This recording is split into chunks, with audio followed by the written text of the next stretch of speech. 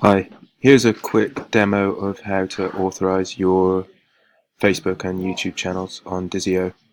So I'm in my campaigns now. I'm going to go into this rubber duck YouTube test campaign. Click on that. Click on this card to go through to here. This is the discussion page. As you can see up here, we've got the padlocks. Click here to authorize Dyzio to look at YouTube, Instagram, Facebook, and Twitter is not available yet, but we'll do Facebook. Click on the padlock. Takes you over to Facebook. Would you like to continue? Yes.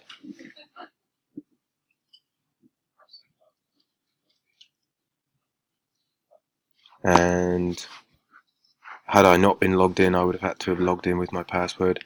And now you can see that Facebook is authorized. And it's basically the same process for all the other channels. Okay, thanks. Cheers. Okay, so on this screen I'm logged in as Alex in his view of Dyzio. So you can see here we've got the test campaign I set up, and then Katie's campaign, Visit Britain French Guy. Drill into it. You can see all the assets that Alex has prepared. Now if we go in here, now we can see that none of the channels have been authenticated yet. To authenticate YouTube, we click there. Log into Google, which obviously Alex will have to do. Then choose to allow us to read the analytics. And bear in mind this is only read access, so we can't write anything or delete anything or anything like that. It's simply to pull the data reports from YouTube.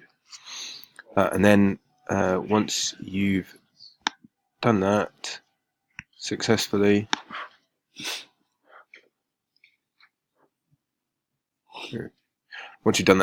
your little orange padlock will go to a green tick, and that will let us know that you've authenticated properly. Okay, cheers.